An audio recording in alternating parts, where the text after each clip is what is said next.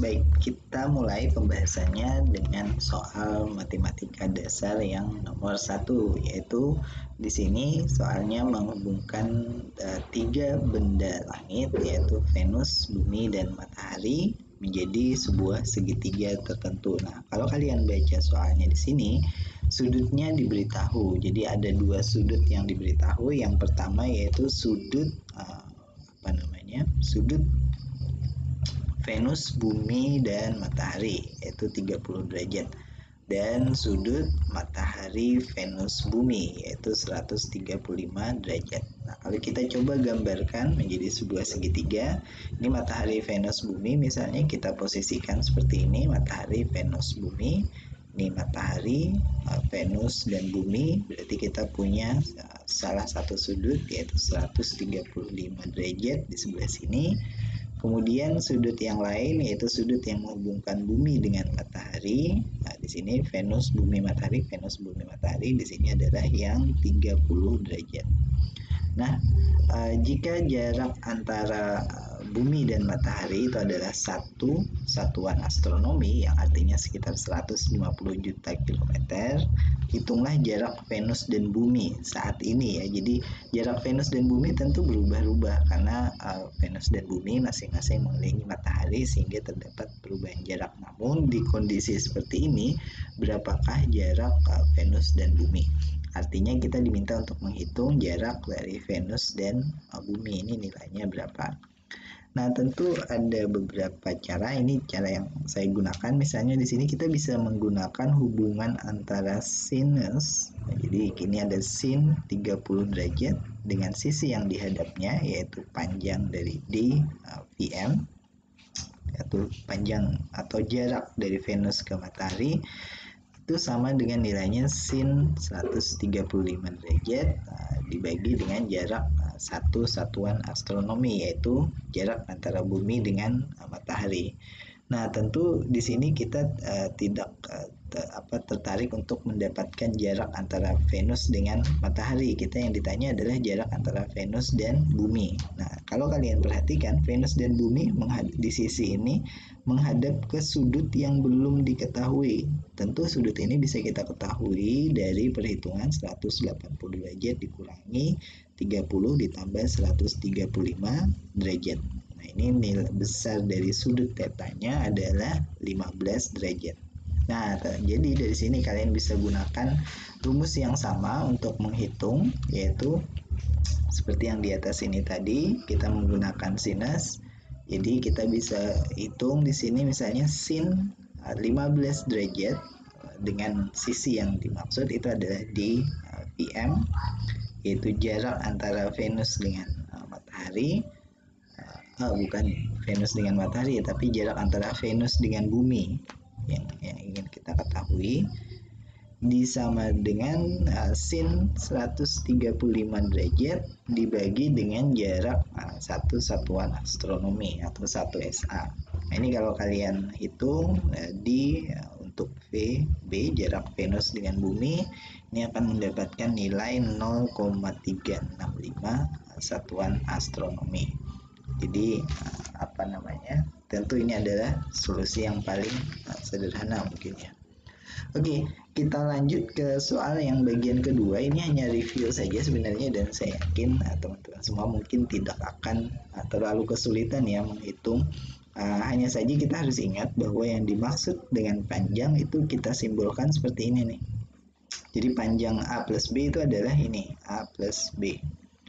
Panjang yaitu nilainya berapa besarannya. Nah, karena ini vektor, kita harus ingat kita akan menjumlahkan per unit vektornya. Jadi kalau A itu adalah 3i, B itu adalah 2i, berarti ini 5i. Ini belum ya, saya tambahkan garis ini 5i, kemudian J-nya tidak ada penambahnya, jadi tetap 2J, kemudian K-nya hilang karena minus dan plus.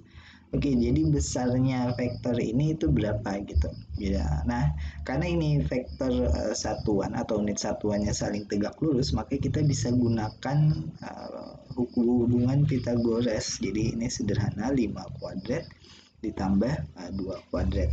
Jadi kita punya 25 ditambah 4 atau akar dari 29. Bisa dihitung menggunakan kalkulator, misalnya ketemu nilai 5,38. Nah, ini panjang dari AB, dan tentu di sini tidak diberitahu satuan ya. Jadi kita tidak bisa menuliskan satuannya apa. Nah, kemudian yang B ini cross perkalian silang. Jadi ada dua jenis perkalian untuk vektor, yaitu perkalian titik dan perkalian silang. Nah, kalau perkalian silang seperti ini, maka kita bisa tuliskan misalnya kalau kalian menggunakan metode yang sama dengan saya, berarti kita gunakan urutan determinan. Jadi I, J, dan K. Kemudian kita letakkan yang bagian A dulu, ada 3, 2, dan min 1.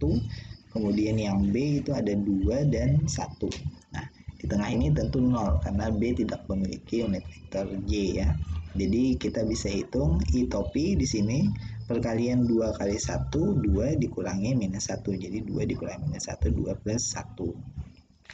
Nah, di sini 2 atau bukan 2 plus 1 ya, ini 2 kali 1, 2 minus 1 dikali 0, 0. Jadi 2 dikurangi 0, ini sebenarnya saya keliru. Jadi 2 dikurangi 0, maka kita ketemu 2 mestinya di sini. Kemudian plus yang J topi kita perkalian lagi, minus 1 kali 2, min 2 dikurangi 3. Kemudian plus K topi 3 kali 0, 0 dikurangi 2 kali 2, 4. Jadi 0 dikurangi 4. Nah, di sini kita bisa hitung, berarti ini adalah 2I topi, kemudian min 2 dikurangi 3, min 5, 5J topi, kemudian di sini min 4, 4K topi. Nah, tentu yang ditanya adalah besarnya ya, panjang. Jadi panjang dari A cross B. Nah, kita bisa tuliskan misalnya di sebelah sini. Sebelah sini panjang dari A cross B ini, karena dia memenuhi hubungan Pythagoras, maka kita tinggal hitung saja akar dari 4, yaitu 2 kuadrat ditambah minus 5 kuadrat, 25 ditambah 16, karena minus 4 dikuadratkan. Nah, dari sini kita ketemu mestinya ini adalah akar 45, kemudian ini adalah akar 3 kali 5 ya, bisa dihitung 3 kali 5 atau kalau dihitung di kalkulator 6,71. Oke, jadi ini hanya review sederhana saja. Nah, yang menarik mungkin yang bagian C nih, sudut terkecil yang dibentuk oleh A dan B. Coba saya tuliskan di sebelah sini misalnya. Yang bagian C, sudut terkecil yang dibentuk oleh A dan B itu adalah kita bisa gunakan perkalian dot di sini. Jadi vektor A didotkan dengan vektor B, jangan lupa ini adalah A B, besarnya A besarnya B dikalikan dengan cos theta. Nah, theta inilah sudut terkecil yang dimaksud tadi. Jadi kalau kita hitung panjang dari A, vektor A ini adalah 3 kuadrat akar 9 ditambah 4 dikurangi 1. Kemudian atau bukan kurang 1 ya, plus 1 karena ini adalah minus dikuadratkan. Berarti akar dari 14. Kemudian panjang dari vektor B itu adalah akar dari 4 ditambah 1 atau akar dari 5. Dan perkalian dot di sini A dot B. Jadi A dot B kita bisa kalikan perkalian A vektor didotkan dengan B. Bagaimana cara perkaliannya? Tentu kita ingat bahwa perkalian dot kita hanya mengalihkan unit vektor yang sama, dan perkalian unit vektor dengan unit vektor yang sama itu nilainya adalah 1. Jadi I dot I hasilnya adalah 1, berarti 3 kali 2 6. Ini 6 ditambahkan dengan 2 J, tidak ada J 0, berarti min K dikalikan dengan K, 2 dikalikan 1 berarti 2. Berarti di sini minus K dikalikan K, kita punya min 1, bukan plus 1 ya, tapi min 1 di sini. Oke, jadi kita punya 6 dikurangi 1, hasilnya adalah 5. Nah, ini A dot B, jadi semuanya adalah besaran skalar. Nah, kalian bisa hitung kemudian cos theta itu adalah vektor A didotkan dengan vektor B dibagi dengan AB.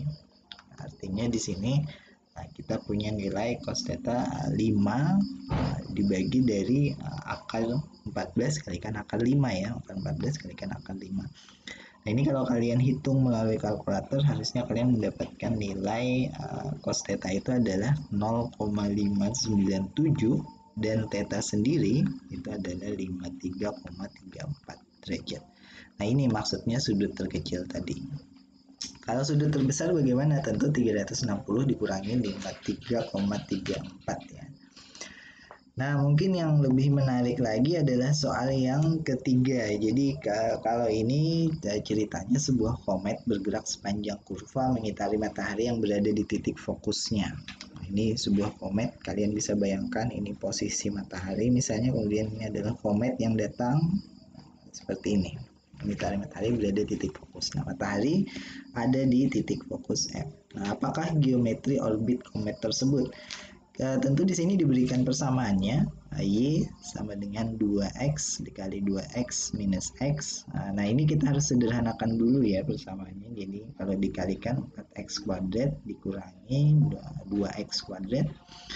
Kemudian ini kita sederhanakan lagi menjadi 2X kuadrat. Nah, Y sama dengan 2X kuadrat. Atau kalau saya tertarik, saya terbiasa dengan X misalnya, X kuadrat sama dengan setengah Y.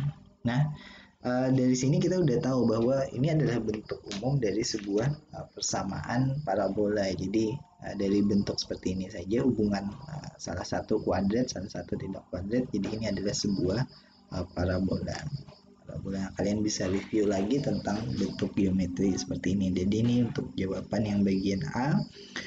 Nah, kemudian yang B berapa eksentrisitasnya? Berarti kalau ditanya untuk sebuah parabola, tentu eksentrisitasnya adalah nilainya adalah 1. Gitu. Jadi tidak ada perhitungan khusus ya. Nah, sekarang yang lebih menantang mungkin bagaimana menentukan lokasi atau titik F ini. F ini ada berada di mana gitu.